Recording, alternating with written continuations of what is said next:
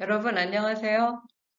터키 국립 LGS 대학교 인문대학 한국어문학과에서 이제 일하게 된 정진원입니다. 너무너무 반갑습니다. 정말 이 강의를 녹화하기까지 많은 노력을 했습니다. 지금도 몇 번째 찍고 있는지 모르겠어요. 근데 어찌됐든 이강 재미있는 머리석보의 세계를 녹화를 시작한 것은 지금 터키의 인터넷 사정이 좋지가 않아요. 그래서 어떻게든 이 끊기지 않고 강의를 하려고 노력을 하는 도중에 만약에 연결이 끊기거나 하면 이 녹화 강의를 여러분들에게 전달해 드리려고 미리 한번 만들어 봅니다. 어,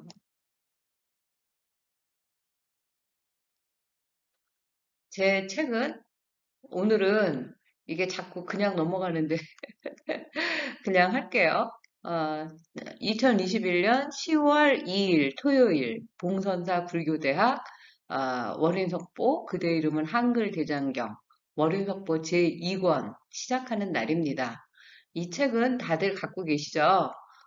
박이정 출판사에서 사실 뭐 나온 지 얼마 안 됐습니다. 여기 그 간행 일자는 7월로 되어 있지만 8월 말에 8월 29일에 나왔다고 할 수 있어요. 어, 이 그림은 월인석보 그대 이름은 한글 대장경의 중심 내용인 어, 부처님의 팔상도 중에 두 번째 그림 비람강생상입니다. 이 무우수 나무예요. 정말 무우수 나무를 보고 인도의 무우수 나무를 보고 그렸고요. 여기 계신 분은 어, 석가모니 시달타 태자의 어머니 마야 부인입니다. 그리고 이 천녀들이 풍악을 울리고 꽃비를 내리고 또 연꽃이 받쳐서 아기 부처가 천상천하 유아독존을 하는 그러한 그림입니다. 이따가 자세히 보시도록 할 겁니다. 나중에 어린석보 그대 이름은 한글 대장경 강의 시간표를 한번 우리 첫째 시간에 대략 이야기를 했었는데 다 9월에 있었던 일이라 잊어버리셨죠? 복습 삼아 한번 이야기를 해보도록 하겠습니다. 어, 이 우리 교재 월인석보 그대 이름을 한글 대장경의 첫 번째 이야기가 월인석보는 조선 대장경의 시작, 효시이다라는 이야기로 시작을 할 겁니다. 이것이 이제 9월에 시작되었고, 그 다음에 이제 10월 2일, 오늘 두 번째 이야기, 갑이라국 정반항의 맏아드님으로 석가열애가 태어나시는 이야기를 할 차례인데, 오늘은 첫 번째 이야기까지 하도록 하겠습니다. 그리고 세 번째 이야기가 부처님이, 이 세상에 내려오시기 전에 도설천의 호명보살로 계셨죠. 그 이야기를 할 거고, 네 번째 이야기는 부처님이 연부제, 우리가 보통 남쪽에 남을 붙여서 남연부제에 내려오실제 또는 남연부제를 다른 말로 남선부주라고 이야기를 하죠. 그래서 남선부주, 남연부제는 인간들이 사는 세상을 남선부주, 남연부제라고 한다는 거 혹시 처음 들어보시는 분들도 계실지 모르겠어요.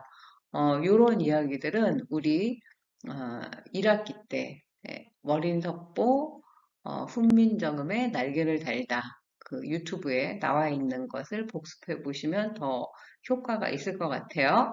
그 다음에 이제 다섯 번째 이야기 부처님의 생애와 그 설법한 내용을 아주 중요한 것만 골라서 8가지 그림으로 그린 것을 팔상도라고 하죠. 그 첫 번째 도솔레이상을 좀 더 자세히 공부를 하도록 하겠고요. 그 다음에 이제 12월에 들어서서 여섯 번째 이야기 성문 영각과 12인연에 대해서 여러분들 성문, 영각, 보살 이런 이야기 많이 들어보셨는데 월요석보에서는 과연 성문과 영각을 어떻게 쉬운 우리말로 설명하고 있을까? 이것도 한번 잘 공부해 보시면 정말 그 월인석보가 잘 만들어진 초심자를 위한 입문서구나. 우리 불교 입문, 어, 그 봉선사 불교대학에서 입문반도 하시지 않습니까? 그것과 한번 비교해 보시면 더 좋을 것 같고, 불교에서 늘 얘기하는 12인연, 그것도 훈민정음으로는 어떻게 풀이해 놨을지 너무 궁금하시죠? 그 이야기들을 할 겁니다. 그리고 일곱 번째 이야기는 월인석보에는 월인청강지고 또 석보상절 이렇게 본문만 들어있는 게 아니라 그것을 깨알같이 설명한 주석, 협주라고 해요. 좁을 협자를 써서 그 본문이 한 글자 들어가는 칸에 두 글자씩 작게 써가지고 우리에게 쉽게 설명을 하고 있습니다. 저는 그걸 협주의 세계라고 부르고 책 속의 책이라고 부르는데 여러분들 육입 들어보셨나요? 여기서부터는 약간 굉장히 이제 좀 깊이 불교 공부, 불교의 교리, 이론을 공부하는 시간입니다. 철학 시간이라고 해도 될 것 같아요. 네, 여기까지가 일곱 번째 이야기까지고요.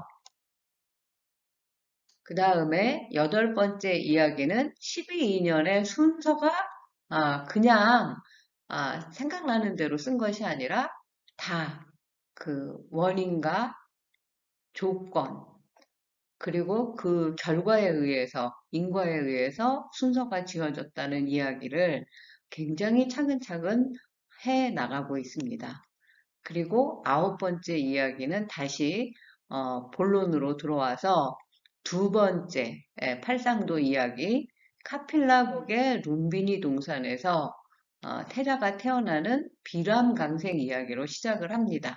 그러니까 이 월인석보 이권은 도솔레이상 이야기를 하면서 그 협주의 세계에서 불교의 이론과 철학을 자세히 설명을 하고 다시 두 번째 팔상도 이야기 비람강생에 들어와서 부처님이 이제 아기 부처로 태어나는 이야기로 또 이어지는 거죠. 그러니까 굉장히 어떻게 보면 그 스토리텔링이 장대하다고 해야 될까요? 광대하다고 해야 될까요? 아주 미시적으로 들어갔다가 아주 거시적으로 우주 이야기를 했다가 굉장히 하여튼 자유자재로 신통력을 발휘하는 그런 이야기책이라고 할 수 있어요. 그리고 열 번째는 그 비랑강생의 구체적인 이야기, 우리 책의 표지인 마야 부인께서 무우수가지를 잡고 아기 부처가 태어나는 장면, 그리고 열한 번째 이야기는 훈민정음으로 쓴 천상천하 유아독존과 부처의 30이상 해가지고 아기 부처가 태어나자마자 사방으로 일곱 걸음을 걸으면서 천상천하 유아독존이라는 그 말씀을 하죠. 그 천상천하 유아독존에 정말 그 어떤 그 알맹이 내용은 무엇인가? 진짜 우리가 잘못 알고 있기는 천상천하 유아독존하면 이 세상에서 나만이 오직 존귀하다라는 걸로 직역이 되지 않습니까? 그 나만이 과연 나만인가? 이런 이야기들을 해볼 거고 또 부처께서 태어나시니까 32가지 상에 대한 것도 굉장히 어, 다 일일이 나열을 해서 재미있게 그 설명을 하고 있어요. 32상 80종호라고 이야기하지 않습니까? 그 80종호 이야기도 나중에 나옵니다. 12번째 이야기는 석가모니 비람강생 하시던 날에 인도에서 굉장히 상스러운 일들이 많이 일어납니다. 그 이야기들을 이제 우리가 공부를 할 거고, 13번째 이야기는 그 인도에서 석가모니께서 태어나시던 날 중국에서도 또 대단한 상서가 일어납니다. 그리고 14번째 이야기가 아까 30 이상에 이은 80종호를 우리말 훈민정음으로 풀이해 놓은 이야기. 그 다음에 15번째 이야기가 십지를 비롯한 보살이 되는 길. 뭐 십지, 십주, 십신, 십회양 등등 이 보살이 되는 58단계의 지위가 있어요. 그 이야기를 할 거고 16번째가 이제 중국에서 불교가 도교를 물리치고 이제 중국의 불교가 이제 퍼지는 전파되는 그러한 이야기. 그래서 용이 된 자동제군과 도교도사의 불교 귀의라는 이야기까지 하는 것으로 우리의 월인석보 2권 월인석보 그대 이름은 한글대장경을 공부해 보려고 합니다. 여기까지 혹시 뭐 궁금한 점이나 질문이 있으시면 우리 카톡 단톡방에 올려주셔도 되고요.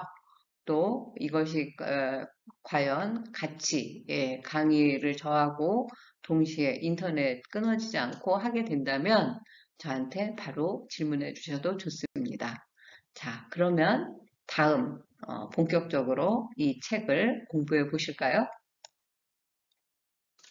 우리 월인석보 2권 들어가기 전에 먼저 1권 월인석보 훈민정음의 날개를 달다 한번 간략하게 보고 그 다음에 2권으로 공부해 보기로 하겠습니다. 1학기에 들으셨던 분들은 다 기억이 안 나실 거예요. 한번 복습 삼아 들어보시고 2학기에 2권부터 공부하시는 분들은 이 이야기를 들으시고 1권 다시 차근차근 공부해 보시면 훨씬 도움이 많이 되실 겁니다. 2019년에 정진원, 제가 쓴 조계종 출판사에서 출간된 월인석보 훈민정음의 날개를 달다라는 책은 월인석보 1권을 풀어서 쓴 것입니다. 이 표지부터 한번 보실까요? 연꽃 위에 보름달이 크게 떴죠. 월인석보의 월인이 달도장이라는 뜻입니다. 그러니까 보름달을 우리는 불교의 진리를 상징하고 있지 않습니까? 그리고 여기에 앉아 있는 분은 세종 임금이라고 해도 될 것 같고 또 월인석보를 쓴 아들, 송원왕후의 아들 세조라고 봐도 될 것 같습니다. 이 연꽃이에 계신 분이 바로 세종의 아내이자 세조의 어머니신 송원왕후시죠.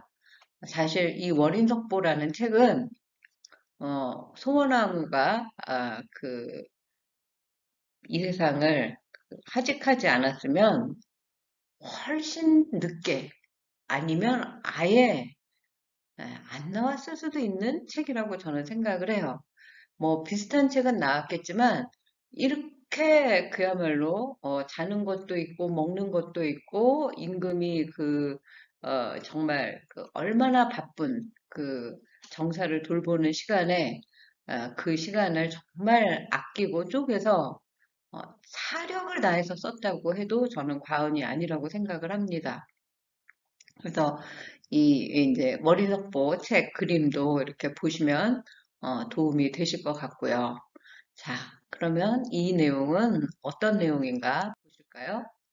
월인석보 1권, 월인석보, 훈민정음의 날개를 달다 라는 책은 먼저 2권에서도 제가 책 속에 책이 많이 들어있다고 했지만 1권은 훈민정음 언해로 시작을 합니다. 언해라는 것은 훈민정음으로 국지 어음이 2호 중국하야 이렇게 한자에다가 우리말로 토만 달았던 훈민정음 해례본이라는 책이 한자로 되어 있다면 훈민정음 언해는 나란 말싸미 균기게 달아 이렇게 시작되는 것이 훈민정음 언해예요. 그러니까 어떻게 보면 월인석보에 남아있는 이 훈민정음 언해야말로 우리말 최초로 쓰여진 훈민정음 사용설명서라고 할 수가 있죠. 그리고 이 훈민정음의 글자 원리를 배우고 나면 팔상도가 펼쳐지는 겁니다. 그림으로 먼저 배우는 석가모니 일대기라고 할 수가 있죠. 그리고 이 책을 짓게 된 동기를 차근차근 석보상절 서문과 월인석보 서문에서 설명을 합니다. 석보상절 서문은 세조가 왕자인 수양대군 시절에 1447년에 썼던 거고요. 월인석보 서문은 이 석보상절을 짓고 나서 12년 후인 1459년에 세조 임금 5년 차에 쓴 서문입니다.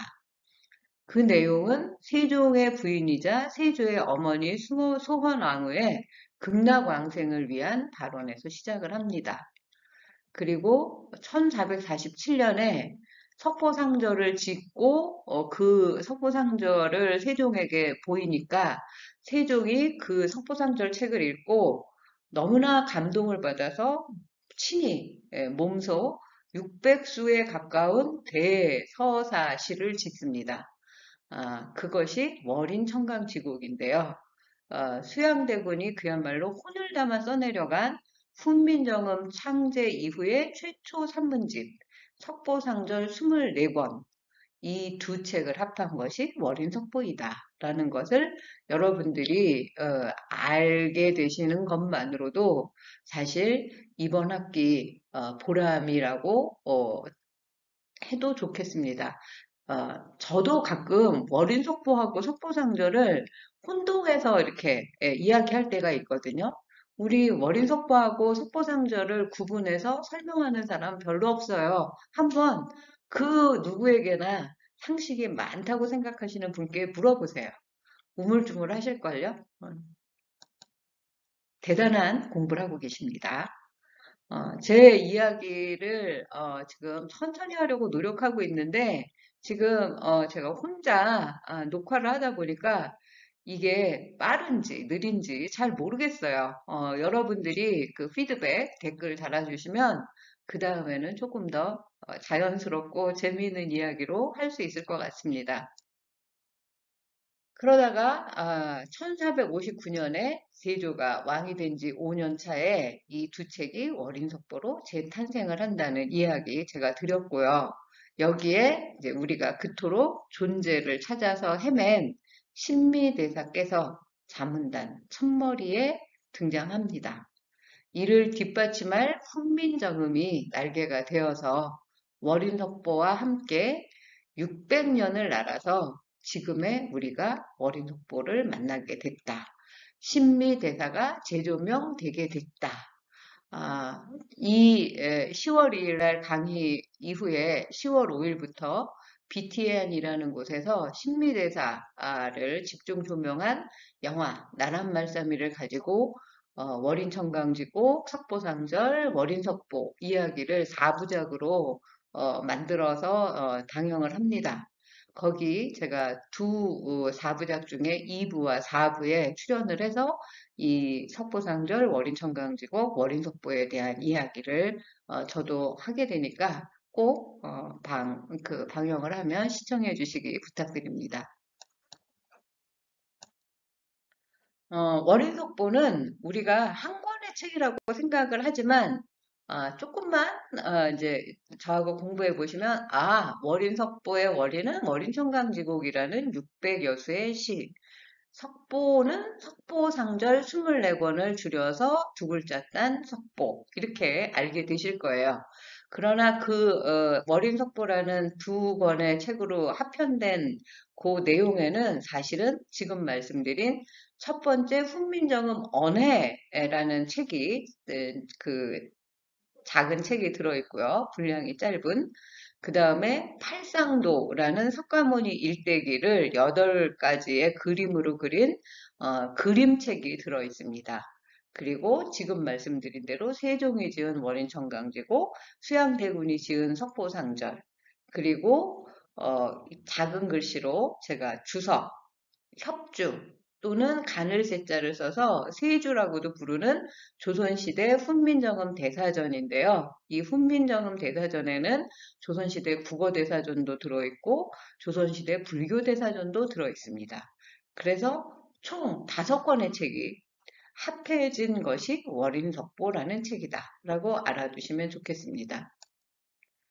자, 그러면 한글과 불교, 훈민정음의 두 책이 있어요. 지금 말씀드린 한자로 쓰여진 해례본, 훈민정음 해례본이라고 해서 이것이 이제 국보죠. 그 다음에 월인석보 1권, 첫머리에 실린 훈민정음 언해본 이 두 책이 어떻게 갖고 다른가 한번 보시도록 하겠습니다.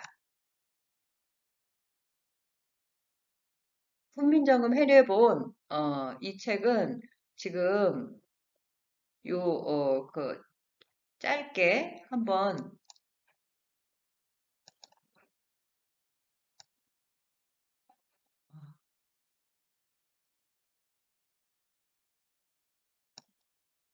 훈민정음의 역사를 간략하게 말해 볼까요? 어, 세종 25년 1443년부터 세종 28년 1446년까지 3년 동안 훈민정음이라는 글자 체계를 만들어서 다듬고 또 실제로 써보고 그런 다음에 1446년 음력 9월 지금 양력으로 환산해서 10월 9일 한글날이 됐죠. 반포를 합니다. 그리고 훈민정음 해례본 아까 말했듯이 한문으로 쓰여진 사용설명서를 만들어서 문자 원리, 활용하는 예문 이런 것들을 구체적으로 적어놨어요. 그래서 오늘날 남아있는 훈민정음 해례본이 유네스코 세계 기록유산이 됐고 대한민국 국보로 지정이 됐죠. 그 해례본은 지금 두 가지가 남아있어요. 간송 전영필 선생님이 정말 그 6.25 전쟁 때 이 훈민정음 해례본만 가지고, 그 피난을 갔다고 할 정도로 애지중지에서 지금 우리에게 남겨져 있는 그 간송미술관의 훈민정음 해례본 한 권과, 그 다음에 2000년대에 발견이 된 상주에서 발견이 돼서 상주본, 해례본이라고 부르는 두 가지가 있습니다. 그래서 1940년 안동, 사실 상주본도 안동에 있는 광흥사의 그 복장품으로 발굴이 됐다고 하죠. 그러니까 안동에서만 사실은 훈민정음 해례본 두 가지 종류가 나온 겁니다. 안동에 그 이한걸 씨 가문에 소장이 되어 있었다고 하고, 이 씨의 조상인 이천이 여진을 정보랑 공으로 세종대왕이 하사했다고 그 가문에 전해지고 있었대요. 그리고 이걸 이제 입수한 간송 전영필 선생은 그 한국 전쟁 때 오동나무 상자에 담아서 피난을 갔었고 잘 때도 베개에 삼아 그 간직을 했을 정도로 이 책의 중요성을 알아서 우리가 지금 훈민정음이 얼마나 세계적으로 대단한 책인지를 세상에 알리게 된 거죠. 상주보는 2008년에, 그러니까 지금으로 치면 한 13, 14년 전에 그 상주에 사는 베이끼라는 사람이 자기 집에서 발견했다고 공개를 했는데 거기에서는 이제 알고 보니까 안동 광흥사의 복장 유물이 도난된 것이라는 그런 이 이제 논란이 제기가 됐고 광흥사가 그 이제 소송을 걸게 됩니다. 그리고 이 책이 사실은 골동품 상점에서 훔쳐온 것이라는 그런 이야기로 서로 소송을 하게 되죠. 그런데다가 이제 이 조선의 은문학자가 남긴 그 여백의 주석 같은 게 있어요. 우리 협주처럼. 그러나 그 66쪽 중에서 18쪽이 없어지고 또 그 집에 불이 나서 이제 불에 타는 등 보존 상태는 좋지 않아서 너무나 이제 안타깝게 생각을 하는데 이 베이키라는 사람이 그 어마어마한 액수를 부르면서 뭐 백조인가 뭐 하여튼 생각도 못 죄송합니다. 그 액수를 불러가면서 내놓지 않고 있죠. 개과천선해서 국민들에게 돌려줬으면 좋겠습니다. 훈민정음 원해보는 그럼 어떻게 생겼을까요? 우리 1권 훈민정음의 날개를 달다 그 책을 보시면 이 부분이 들어 있습니다. 훈민정음 언해본은 이렇게 세종 어제 훈민정음 이렇게 쓰고 국지 어음이 썼지만 나란 말싸미 이렇게 에, 훈민정음으로 멋지게 쓰여져 있죠. 훈민정음 언해본은 해례본에 한글 번역이 붙어 있는 것을 말합니다. 원래 한문으로 되어 있던 해례본 내용에 1459년 월인석보를 지으면서 이 월인석보에 실릴 때 훈민정음의 어제서문, 그 다음에 예의라는 부분을 한글로 훈민정음으로 번역해서 붙인 그런 책이어서 세종 어제 훈민정음으로 삽입이 되어서 합본되어 있죠. 이 월인석보 책 속의 책, 훈민정음 언해본을 이제 가지고 해례본과 언해본에 대한 영화를 만든 것이 나란 말싸미죠. 사실 나란 말싸미에는 아래 아가 붙어야지 되는데 발음하기 지금 안 쓰는 글자니까 그냥 아를 쓴 겁니다. 그리고 이 훈민정음 언해본에 해당되고 또 신미대사의 그 자취가 나타나는 월인석보라는 책, 이 같이 동시에 연구가 되어야지만 훈민정음의 가치 그리고 신미대사의 자취 두 가지가 살아나는 거죠. 그래서 이 나란말싸미라는 영화 개봉날에 맞춰서 이 책도 사실은 발간이 되기로 됐었는데 2주일 정도 이 월인석보 훈민정음의 날개를 달다가 아, 늦게 나온 겁니다. 근데 그 2주일 후에는 이 나란말싸미라는 영화가 흥행에 참패를 해가지고 거의 사라지고 맙니다. 그래서 이 책이 제가 그래서 이 나란말싸미를 좀 이렇게 그 이론적인 뒷받침을 해줄 수 있고 영화와 이 책이 함께 날개를 달고 양날개로 훨훨 날아가기를 바랬었는데 약간 비운의 책이 되었다라고 얘기를 했더니 이 나란말싸미의 감독인 조철영 감독이 굉장히 미안해하면서 꼭 다시 재평가받기를 바란다라는 이야기를 했습니다. 그런 날이 꼭 올 거라고 저는 생각을 하고요. 이 나란말싸미의 훈민정음 이야기도 이거 제가 이거는 되네요. 문자를 중놈들하고 만들었다고요.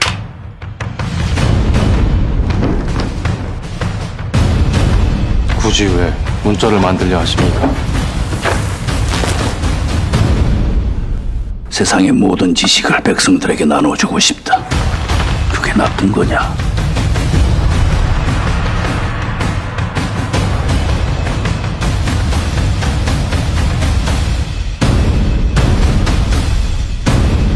세상에서 가장 쉽고 가장 아름다운 문자.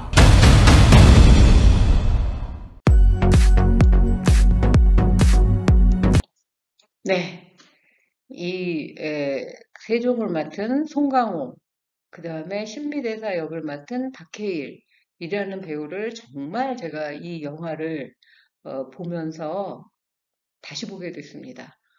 솔직히 저는 이 두 배우에 대해 사람들이 이렇게 막 그 찬탄을 하는 걸 그다지 이해하지 못했어요. 제가 한국 영화 이 사극 같은 것들이 약간 고증이라든지 이런 것들이 이렇게 제 입장에서 보면 좀 사실과 다를 때가 많아서 잘 안 보는 편입니다. 그런데 이 영화는 정말 아주 치밀하게 잘 만들어진 그런 영화고 문자를 가지고 과연 어떻게 이런 대작을 만들어낼 수 있을까? 저도 반신반의하면서 시사회에 가서 봤을 때 진짜 박수를 아낌없이 치고 싶었습니다. 이 영화는 제가 인도 그 학생들에게 델리 대학, 네루 대학에 가서 그 강연을 했을 때 정말 하여튼 뭐 열화 같은 그 성원 그리고 보고 싶다. 심지어 이 불교 그 월인석보라는 게 이제 인도에서 그 이제 발생한 종교 아닙니까? 인도에는 지금 불교가 거의 뭐 자연사 했다고 할 정도로 남아있지 않죠. 그래서 인도의 한국학과의 학생들은 이 불교 공부를 한국에 와서 유학 와서 하고 싶다고 할 정도로 아주 굉장히 감명 깊게 들었습니다. 그래서 앞으로 월인석보 학자 전문가들은 외국에서 나오지 않을까라는 생각을 한편으로 기쁘게 생각하면서도 한편으로 우리나라의 젊은이들은 왜 여기에 관심을 갖지 않을까 하는 아쉬움도 가지고 있습니다.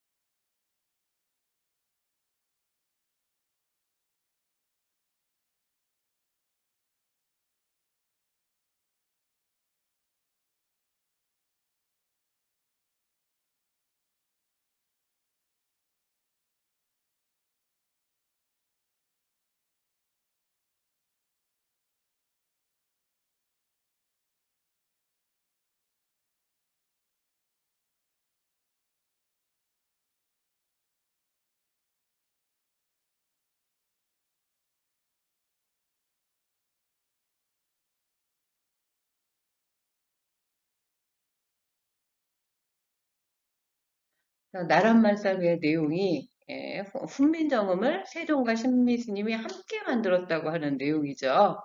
그래서 이제 우리가 그동안 교과서에서 세종대왕 혼자서 그 혼자 창제했다고 배웠기 때문에 이 영화에 대한 그 뭐 하여튼 그 불만이 폭주를 했죠.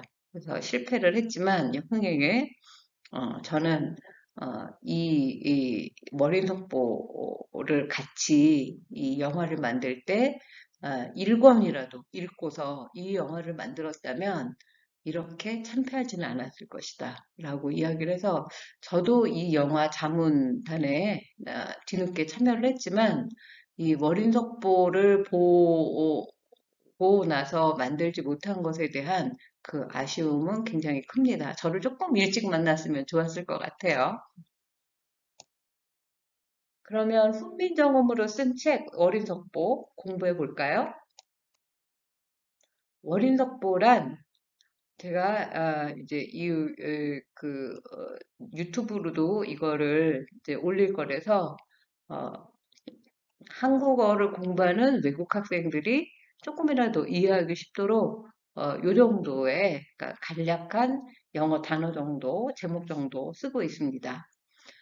훈민정음으로 이루어진 최초의 조선 대장경이라고 저는 정의를 하고 우리가 늘 외워야 하는 1443년 훈민정음 창제, 인벤션, 1446년 훈민정음 반포, 저는 프로클레메이션이라고 해요. 요거를 반드시 전제 지식으로 알고 계셔야 합니다. 1447년에 석보상절의 석보로 대표되는 24권이 완성이 되고 이것을 보고 거의 동시라고 할 수 있어요. 월인청강지곡이 몇 년도에 만들어졌다라고는 기록에 나와 있지 않지만 이 책을 만든 걸 세종이 친히 읽어보고 바로 뭐 이제 그 작곡을 600수나 해가지고 월인청강지곡을 지었다는 이야기가 나오니까요. 그리고 12년 후인 세조 5년 1459년에 세종의 월인청강지곡의 월인, 세조의 석보상절의 석보를 따서 월인석보라는 책을 합편을 하는데 그냥 단순히 두 책을 묶은 게 아니라 거의 새로 쓰다시피 석보상절은 제가 늘 얘기하지만 불교 초심자, 한글을 처음 배운 사람이 정말 낯놓고 기역자를 알려주듯이 초등학생용으로 쉽게 썼다면 월인석보는 대학원 이상 그 전문가 용어로 썼다고 해도 과언이 아닐 정도로 굉장히 깊이가 있고 철학적인 그 철학서라고 할 수도 있습니다. 훈민정음 해례본은 이렇게 한자로 쓰여져 있고 나서 결왈 그래서 모자, 지음, 각유, 중 뭐 이런 식으로 하나, 둘, 셋, 넷, 다섯, 여섯 7원 시로 이렇게 개송을 이제 쓰듯이 요약 정리를 해 놓습니다. 그래서 훈민정음 해례본도 불교 경전의 형식을 따랐다라는 걸 알 수가 있죠. 그리고 이 나란 말싸미 요 이야기도 여기 시간이 지났으니까 넘어가도록 하겠습니다. 점점 안 들리십니까? 그런데 사대부에게 나오네요. 왕도 넘을 볼게요. 수 없는 금도가 있습니다. 문자를 새로 만드는 일은 내 능력을 넘어서는 것 같소. 적임자 한 놈이 있기는 한데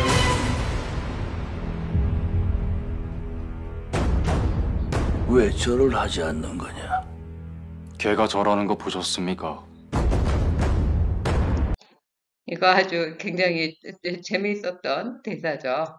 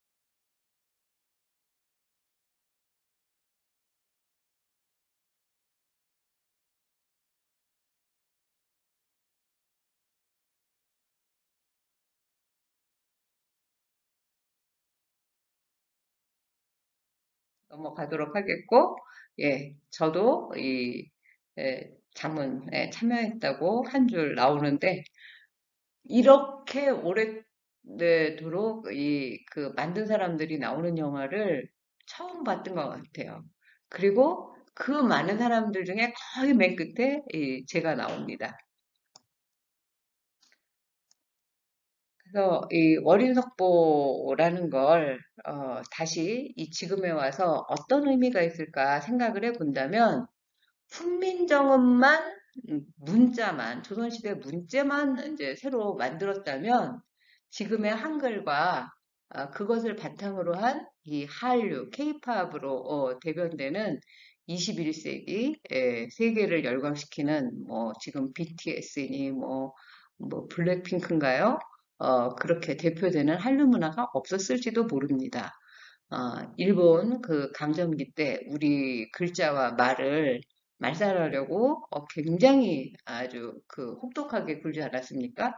그때 우리가 그 말을 지키고 노력을 했기 때문에 우리나라의 독립도 이룰 수 있었다고 저는 믿습니다. 언어와 문자는 그 나라의 정체성이고 국민의 정체성이다. 그래서 사람의 몸으로 치면 사람을 직립하게 만들어주는 등뼈와 같은 역할이다. 월인석보 1권 훈민정음의 날개를 달다라는 제목을 붙인 이유는 제목 그대로 월인석보가 있었기에 훈민정음이 날개를 달고 600년 이상 진화 발전해서 지금의 한글 문화, 지금의 한류 문화를 만들어냈다. 여기에 의미가 있다라는 이야기를 하고 싶은 겁니다.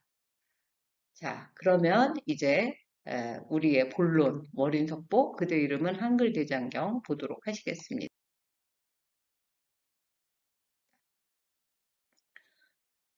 이게 우리 책 로고예요. 정진원이 지었습니다. 박유정 출판사의 그림 더 자세히 한번 보시고요. 월인석보 제2권의 내용 7쪽부터 살펴보도록 하겠습니다. 월인석보 제2권의 내용은 팔상도의 첫 번째 그림인 도솔레이상, 그리고 두 번째 그림인 비란강생상에 대한 이야기예요. 이 두 그림에 대한 내용은 첫 번째가 석가모니 부처가 도솔천에 호명보살이라는 이름으로 계시다가 어머니 마야 부인의 태몽으로 들어오시게 되죠. 탁태한다라는 표현을 쓰는데 그렇게 이제 등장해서 그 가비라국의 룸비니 동산을 마야 부인이 가시다가 거기에서 이 아기 부처를 낳게 됩니다. 그것이 두 번째 그림 비란강생에 대한 이야기죠. 그때 그 인도와 중국에서 아기 부처가 태어나시는 그 상스러운 일들이 동시에 이제 많이 일어나게 됩니다. 그 이야기들이 기록된 것이 월인석보 2권이라고 간략하게 말씀드릴 수 있어요. 그리고 월인석보 1권과 2권은 하나의 책으로 묶여 있다 그랬죠. 그러니까 지금으로 치면 한 권의 책에 1부와 2부가 들어있다고 보시면 돼요. 그래서 1부가 108장인데 2부는 187장 중에서 남은 79장에 불과한 거예요. 그러면 왜 1권을 비중을 이렇게 서로 맞추려면 187장이니까 90몇 장씩 하면은 맞지 않습니까? 근데 왜 1권을 이렇게 그 108장에 맞추느라고 애를 쓰는 적이 보이거든요. 했을까? 이것도 하나의 수수께끼를 푸는 그 키워드라고 할 수 있습니다. 한 책 속에 1권과 2권, 1권과 2권이 하나의 책으로 묶여 있어요. 총 187장짜리 책이고 그 두 권을 나눠서 1권을 108장에 맞추니까 2권은 79장이지만 108장이라고 해서 그 1권의 내용이 다 끝난 게 아니에요. 1권, 2권이 이어지고 있으니까. 그런데 2권에 한 7장까지 계속 이어지고 있는데 왜 1권을 1권 총 108장 끝 이렇게 만들었을까? 이거는 뭔가 세조의 의도가 있겠죠. 차츰 보기로 하고 월인석보는 또 그 내용을 들여다보면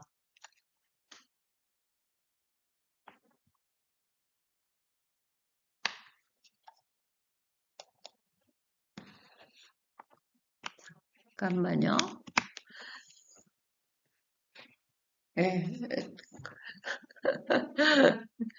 이 녹화하다 보니까 이 전원이 다 됐다고 하네요.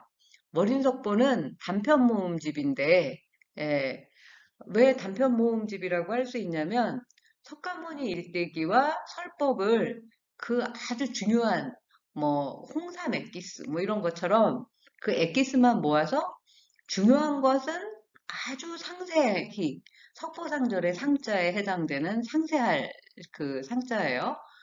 또 생략할 것은 과감히 절약하는 석보상절에 절약할 때 절자예요. 그런 편집 방식을 써서 8만대장경 다이제스트를 이 월인석보 지금 25권까지 발굴이 되어 있는데 최소한 26권 이상이라고 보고 있습니다.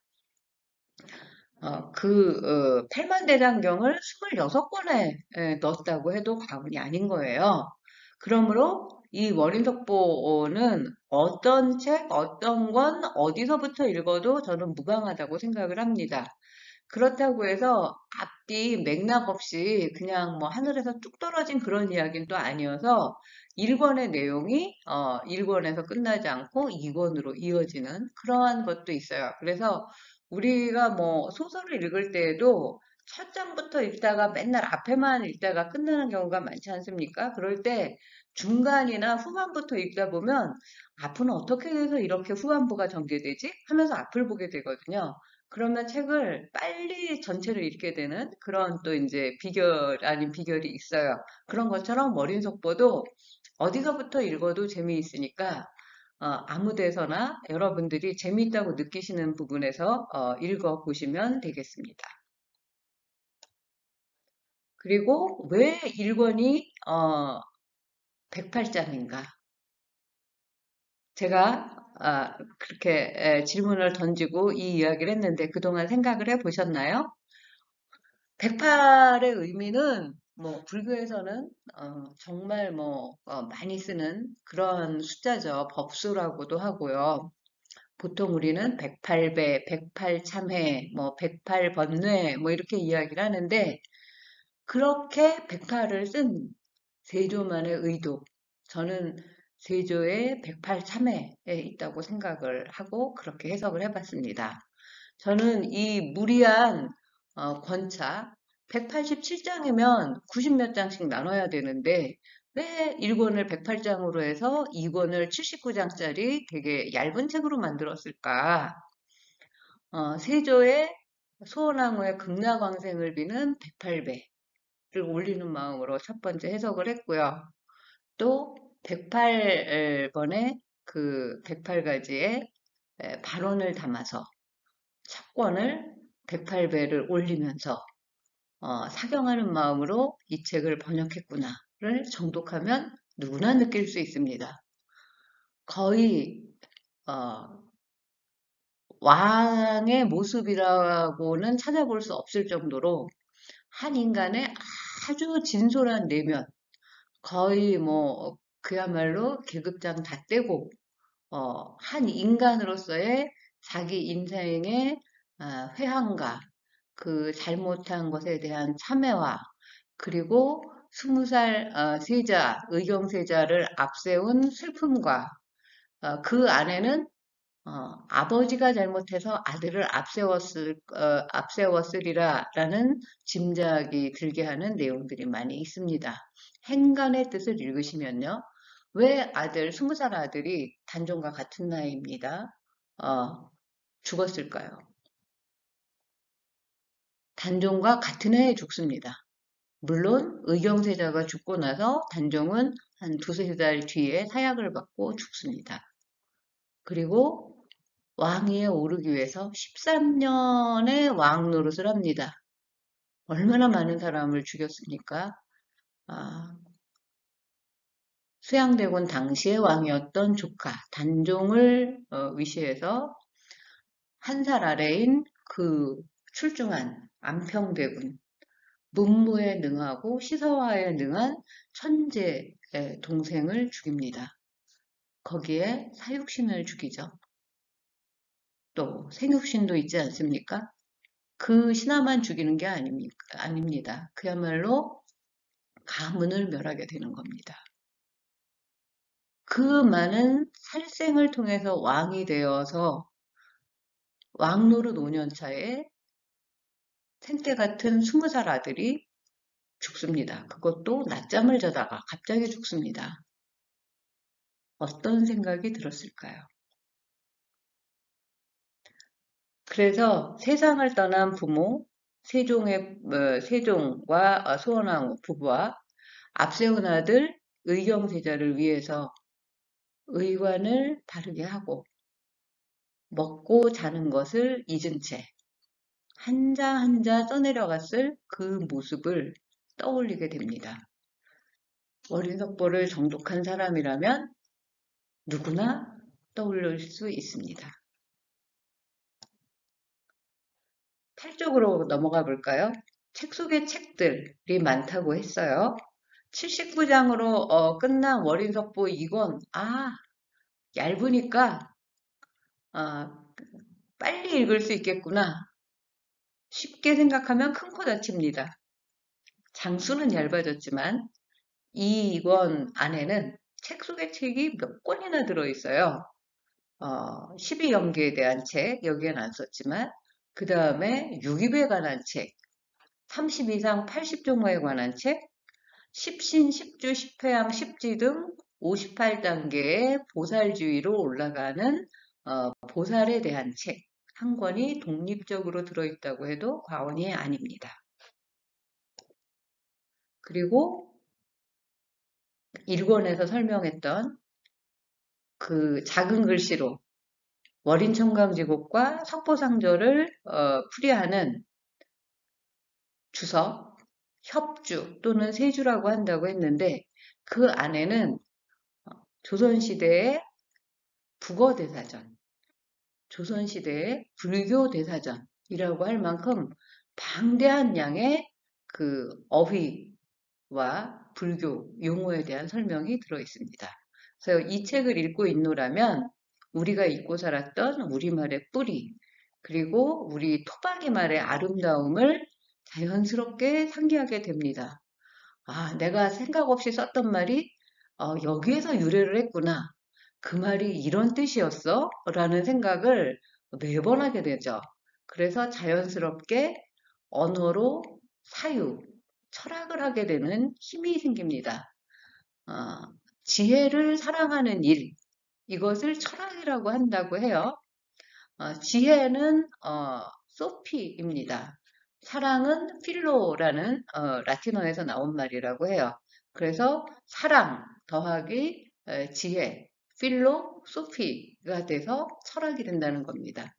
우리는 월인석보를 읽다 보면 자연스럽게 철학자가 됩니다. 그래서 어떻게 보면 이 불교의 교리나 이론을 들어가면 굉장히 깊이가 있고 어렵고 철학적이고 현학적이라는 생각이 들게 됩니다. 그럼에도 불구하고 우리는 이 책을 반드시 읽어야 하는 이유가 있어요. 이미 우리는 월인석보 1권을 1학기에 읽었습니다. 등산로에 접어들어서 거의 중도까지 온 거예요. 여러분들 다 산에 한 번씩은 올라가 보셨죠? 저도 이 터키 오기 전에 북한산을 거의 매주 다니겠다고 결심을 했지만 매주 다니지는 못했지만 한때 뭐 우리나라의 100대 명산도 따라다녀 봤고 히말라야 트레킹도 해본 적이 있습니다.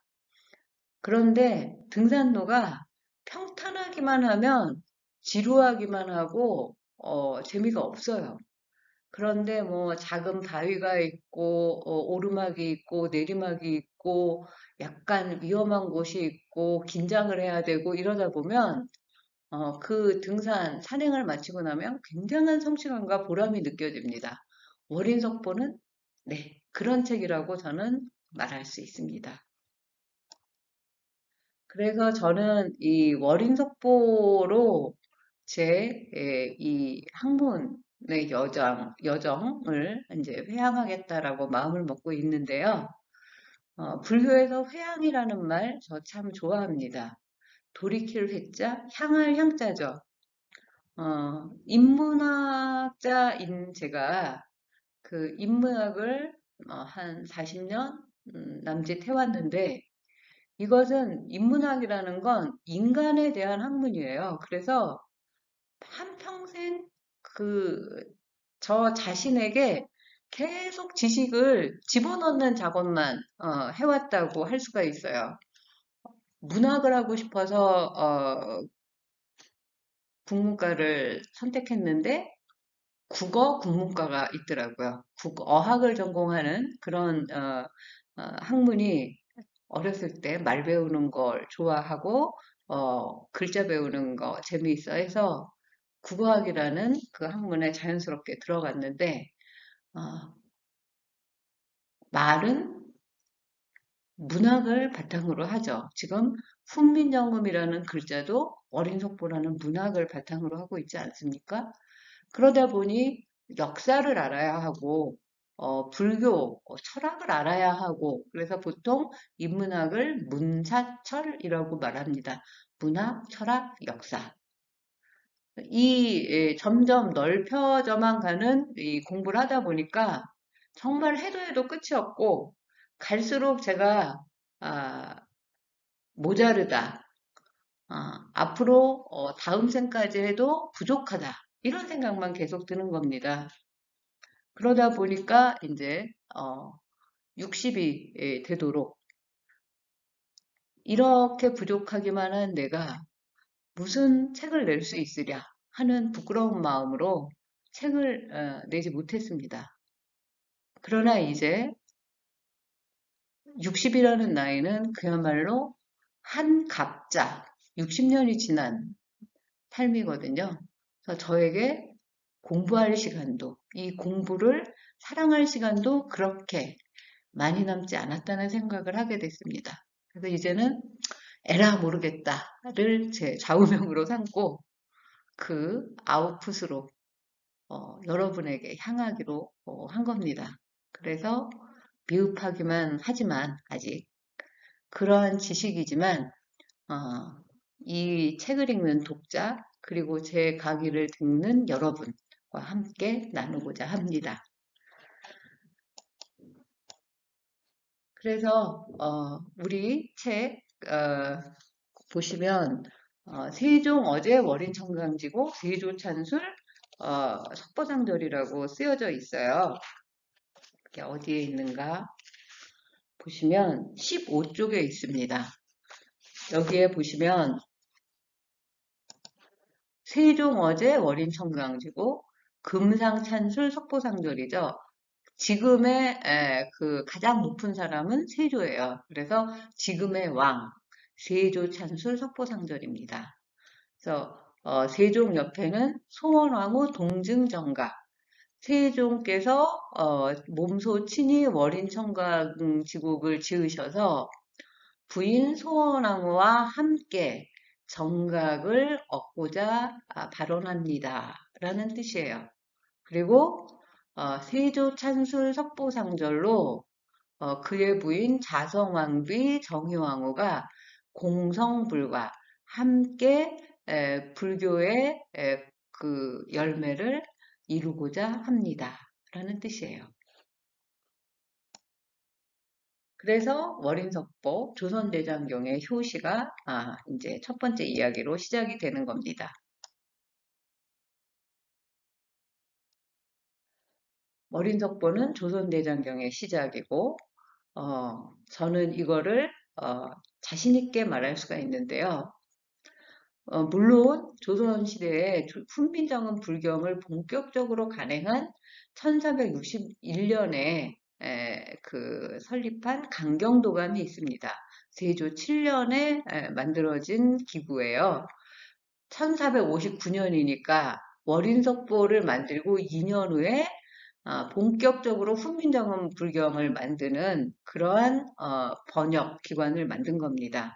그러니까 월인석보 이제 25권 이상을 만들고 훈민정음으로 불경을 만들 수 있겠다라는 자신감이 생겼다고 저는 봅니다. 거기서 지금도 우리에게 가장 친숙하고 많이 회자되는 훈민정음 불경들이 이제 간행이 되는데 1461년에 설립이 됐는데 바로 그 이듬해 능엄경언에 그 다음에 63년에는 법화경언에 64년에 금강경언에 반야바라밀다신경언에 아미타경언에 선정영가집언에 64년에 굉장히 많이 만들었네요. 65년에 원각경언에 1467년에 수심결 사법어 몽산법어 양록 이런 것들이 만들어집니다. 약 10년 동안 주로 불경을 많이 그 훈민정음으로 대장경으로 쓰는 작업들을 한 기관입니다. 이렇게 1년 만에 뚝딱 마치 뭐 금나와라 뚝딱 뭐 은나와라 뚝딱 하는 도깨비 방망이를 두드리면 이렇게 훈민정음 불경이 수십 권씩 만들어진 거 이거 누가 만들었을까요? 이 책들의 간행 연도와 권수를 보면 정말 깜짝 놀라게 됩니다. 강경도감 설치 1년에 10권짜리 능엄경언회를 만들거든요.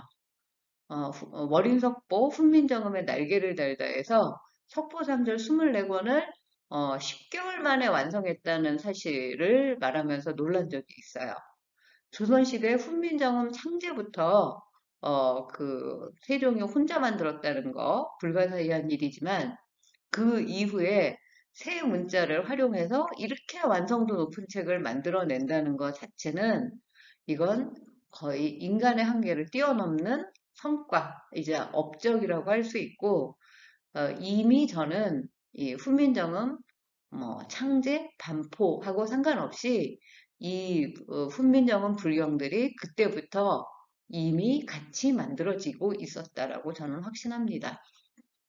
그렇지 않고서는 이렇게 정교하게 거의 실수를 찾아볼 수 없는 거의 완벽에 가까운 책들을 짧은 시간 안에 만들어낼 수가 없습니다. 그렇다면 이걸 정말 금나와라 뚝딱 도깨비 방망이로 두들겼을까요? 아닙니다. 훈민정음 불경 만들기 능언경 언해를 보면 10단계를 거칩니다. 이걸 뭘 의미하는 걸까? 훈민정음 창제 동시 아니면 그 이전부터 이에 대한 기반이 탄탄하게 조성되어 있었다. 그리고 능언경 언해의 그 발문을 보면 10단계의 언해 과정을 거치고 있습니다. 그게 한 권도 아니고 두 권도 아니고 10번을 그렇게 10단계씩 거쳐서 1년 만에 완성해낸다? 물론 이제 처음에는 오류가 있어서 62년에 수정해서 간행되긴 합니다. 그 이후에도 강경도감의 불경언의 업적들이 매년 나오고 있는 거 보셨죠? 저는 이 대단한 결과물들이 월인석보를 만들었던 그 경험을 기반으로 하고 있다는 걸 강조하고 싶습니다. 월인석보는 1447년 무렵에 월인청강지곡이라는 운문 600수가량 석보상절 24권을 합편하고 수정하고 보완해서 1459년 요것만 여러분들이 오늘 머릿속에 담고 가셔도 좋겠습니다. 세조가 지은 책입니다. 두 책의 앞글자 월인청강지곡의 월인, 석보상절의 석보를 따서 월인석보가 되었다. 잠꼬대로도 하실 수 있어야 돼요. 이 설명은 월인청강지곡은 세종이 지은 최초의 참불가라고 할 수 있습니다. 세조가 왕자였던 수양대군 시절에 석보상절을 지은 것을 읽고 아버지 세종이 감동해서 짧은 시간에 지었다라고 기록에 나와 있어요. 그러니까 월인석보는 아버지 세종이 지은 운문 월인청강지곡을 앞세우고 아버지를 존경하는 마음을 담아서 아들 수양대군이 쓴 산문 석보상절을 뒤에 배치한 형식의 조선 스타일의 대장경이다 라고 저는 그렇게 설명합니다.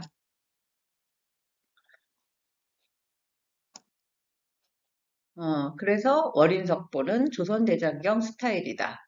왜냐하면 일반적인 불교 경전은 부처님의 설법이나 법문이 먼저 나오고 그것을 요약한 개송이 나오는 산문 다음에 운문 스타일이 나오거든요. 그래서 세종과 세조는 저는 이 두 분의 글을 읽으면서 불교학자 이상의 불교 지식과 전문가적인 식견을 가지고 있었음을 알 수가 있었습니다. 그리고 월인석보를 지은 세조가 그러면 왜 불경의 형식과 반대되는 운문을 앞세우고 산문을 뒤로 했을까? 불교 경전의 형식을 몰랐을까? 아닙니다. 아버지 세종을 높이고자, 세조의 겸양을 나타내고자 자신을 낮춘 것입니다. 그래서 세조의 월인석보를 저는 조선대장경의 효시라고 부르고 있습니다. 그래서 최초의 대장경을 조선 최초의 대장경을 불교 경전의 형식대로 하자면 그 이름은 석보월인이 되어야 할 것입니다. 석보상절은 석가모니께서 태어나고 열반에 드실 때까지 일생 그리고 오랫동안 설법한 경전 내용을 자세히 할 것은 자세히 하고 간략히 할 것은 간략하게 편집한 조선시대 최초의 훈민정음 불경이자 팔만대장경의 축약본, 다이제스트 본이라고 할 수가 있거든요. 그래서 월인청강지곡의 뜻은 불교의 진리를 상징하는 달은 하늘의 하나지만 지상에 있는 1000개의 강, 10,000개의 시냇물에 똑같이 달도장이 찍히는 것처럼 부처의 진리는 하나이지만 온 세상의 두루함을 나타내는 그러한 뜻입니다. 네, 오늘은 여기까지 하겠습니다. 제가 이걸 녹화하느라고 굉장히 정말 수십 번 어, 하고 또 하고 해서 거의 외울 지경이 됐지만 이게 잘 편집이 돼가지고 여러분들에게 잘 전달이 되었으면 좋겠습니다. 처음이라서 그 PPT 내용 따라가기에 급급했지만 제가 다음에는 터키의 풍광이라고 할까요? 제가 살고 있는 이 터키 카이세리 지역에 대한 이야기들도 같이 곁들여서 재미있게 꾸며 나가보도록 하겠습니다. 오늘 이 두 번째 강의, 터키의 첫 번째 이 PPT 강의 내용 들어주셔서 감사합니다. 여러분, 다음 주에 만나요. 이번에는 인터넷이 잘 연결돼 갖고 생방송으로 만날 수 있기를 바랍니다. 안녕히 계세요.